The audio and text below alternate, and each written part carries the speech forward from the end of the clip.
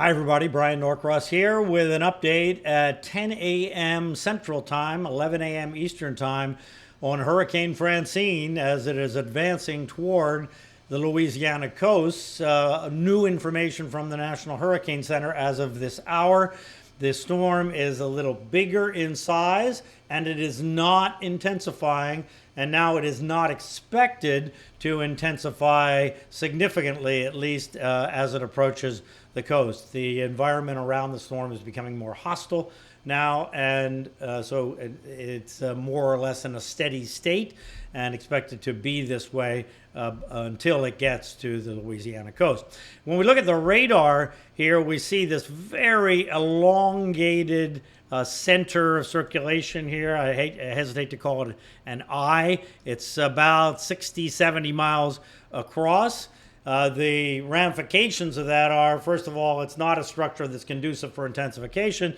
The other is that it pushes the winds out some, which does actually make the storm surge worse because you have a longer sweep of air pushing water toward the coast. So storm surge is going to be significant here along the Louisiana coast and along the Mississippi coast, and water rise all the way into Alabama. I'll talk more about that in a moment. We can see on the radar as of this hour, strong bands now pushing in toward Louisiana there. Watch this band here coming up right toward south of Morgan City. This is not a populated part of the coast here, but the way the bands work here, this is the strongest wind down here right around this center of circulation, and then the next one out will have be not quite as strong, but still fairly strong, and then another one moving in. Generally, over Louisiana, the winds are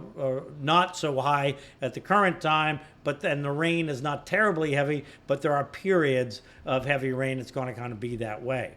What's going on in the atmosphere? We have these strong upper level winds blowing here. We have moderate upper level winds blowing over the storm right now. So that's kind of tilting the storm. When we look at the satellite picture close up, we can see those upper level winds up here blowing the clouds and the top part of the storm forward. So that's part of the reason that it's not conducive for strengthening now. It's trying to tilt the storm over and kind of pull it apart and drag it apart. You saw the eye was elongated. So all those things are related to this hostile environment that it's moving into. So good news is, unlike some storms we've seen that have intensified right up toward the coast, this is more likely to be steady state or weakening as it comes ashore. But still, a lot of problems are going to come with this, both in terms of wind, rain, and storm surge. And storm surge is going to be significant right along the coast. We see how far offshore the winds are. Notice the reds here are 40 to 50 miles an hour. This is a model analysis. Notice we have some red just offshore. Onshore, not too much. Maybe up to a few areas up in here with 20 to 30. Winds are coming out of the east on land now, but of course they'll switch as the storm goes by later on. The strongest winds are down in here, so that's still well offshore where we get the 50, 60 mile an hour winds, and some will of course be over hurricane strength. All right, so here is the forecast now from the National Hurricane Center as of the 10 a.m. Central Time advisory. The thinking is that it arrives at the coast as about a 90 mile an hour hurricane. Remember, the cone is only where the center is, nothing to do with where the winds are. The winds are much bigger. We'll show you that in just one moment. But the timing is, when it says Wednesday p.m., it means about 7 p.m. Central Time at the coast there, just to the south of Morgan City. So talking about the size of the storm, watch as it moves forward in time here. Now, and here's the clock up here, so 7 p.m. more or less central.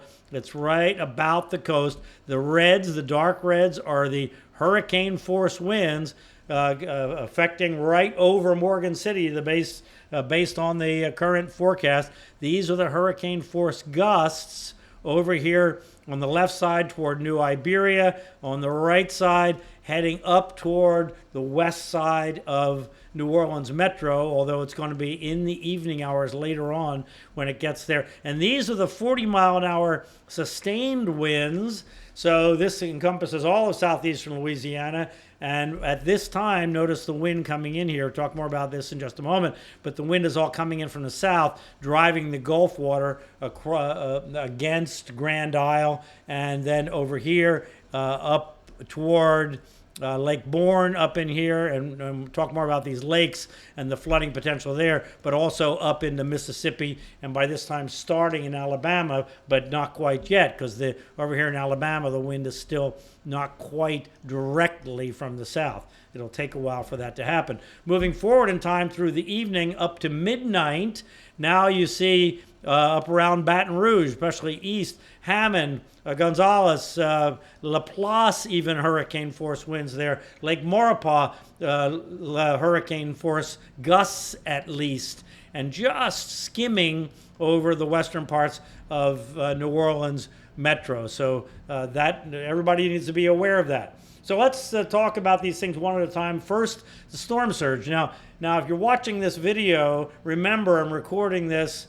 about, it's 10:30 Central Time right now, 11:30 Eastern Time. So these numbers are all going to change as we go forward in time. But I just want to give you an idea where we are right now, and this hasn't even really begun. But over here on Shell Beach. So Shell Beach, I'll show you a close-up of this in a moment, but Shell Beach is in Lake Bourne, so the water is coming in here because the wind is being blown from east to west, so it's coming up against this coastline here. It's kind of catching the water, and it's going into Lake Bourne there. Shell Beach, 2.2 feet above normal high tide. And remember, all along the Gulf, the tides right now are going out. So the storm surge is pushing against the normal tide. So down here at Port Fourchon, you see only about a half a foot. But over here in the Freshwater Bayou Canal, which is on the west side of Lake Vermilion, the winds are coming like that and against that shoreline there. So we're getting water rise there. Not too much. Eugene Island, which is out at Atchafalaya Basin, kind of at the lower end of where all that drains out, there to the west of New Orleans, the east of Lafayette and New Iberia, east of Morgan City. That's at the very base of that. So we'll see these numbers all rise. Now, I want to go in close, and here we see what I showed you here with this one and this one. Berwick, we're going to keep an eye on that. Berwick is up the Atchafalaya River, coming up this way, and obviously the wind blowing from the east is not going to push the water that way. But as the hurricane comes up like this, if it is just to the west of there, that water is going to rise and push on up the river toward Morgan City. Morgan City is well protected with flood walls there, so not a threat to the city, but outside there is going to be flooding along the river there. Then we go over to the east, and we don't see anything significant yet down here where the Mississippi River drains out into the Gulf of Mexico. As I said, this is Lake Bourne up in here, so you can see what's happening. The wind is pushing the water in there. And this new canal station, this is city of New Orleans, on the north side on the lake, so already 2 feet above what it would normally be there. And this is all just beginning, because as the storm gets closer, these winds are going to pick up, and that's why the forecasts are higher there, up to 6 feet above normal high tide. Now in the lake, the tide swing is less than a foot up and down for high and low tide. When you get out here in the Gulf, it can swing up to nearly 2 feet. So whatever the forecast is, if it's happening at low tide, then we have to take off the difference in what the actual tide is. Now, over here in Mississippi and Alabama, you see Bay St. Louis only a foot above normal high tide. All these other numbers are very low. Dauphin Island here south of Mobile Bay. But that's because the wind is coming this way and it's not pushing the water toward the coast. As the hurricane or the storm lifts north, these winds are going to switch around. So later tonight and into the morning, the wind is going to be coming directly up Mobile Bay. And then they have coastal flood warnings in effect for that area there, Dauphin Island, on up into the bay. And even the causeways there could be flooded in the morning, because once the storm gets well north, all those winds will switch. Same story along here, Mississippi coast. Nothing going on right now, but when those winds come in from the south, then we're talking about storm surge along the coast, into the bayous, into the bays, all along that Gulf Coast. Is very, very vulnerable to storm surge. So this is not just Louisiana, although Louisiana is going to get the worst of the wind and the storm surge and the rain, actually, which is going to come with it. So from a storm surge standpoint, here you see the forecast. So the highest storm surge down here, close to where the center comes ashore, south of Morgan City and to the east. Houma, you're certainly in it. And then that's right at the coast. There aren't not many people live there right at the coast. But then farther east, Grand Isle is a populated island up to 7 feet above normal high tide. Now, it looks like it's going to happen at low tide, so maybe take a couple feet off there. So be ready for up to 5 feet somewhere in that zone, depending on exactly how the storm tracks and exactly where the strongest band of winds is. But then over here, as the winds come around like this, notice we have up to 5 feet here in Mississippi, Alabama, and then up to 6 feet in the lakes here as that water gets blown in there and just piles up in those lakes and can't come out. And then you also have the rainwater feeds down into the lakes. So that combination just makes those lakes rise. So this is not a threat to the city of New Orleans, because New Orleans has the huge flood barriers all around it, but all the areas outside of the city's flood protection system over in Laplace and the western side of the lake, where they haven't completed the flood protection system, all those are threatened. In terms of the wind, hurricane warnings in effect, Grand Isle up to Baton Rouge, and then back over, although the threat really looks like it's more the eastern part of this. Hurricane watch for Metro New Orleans,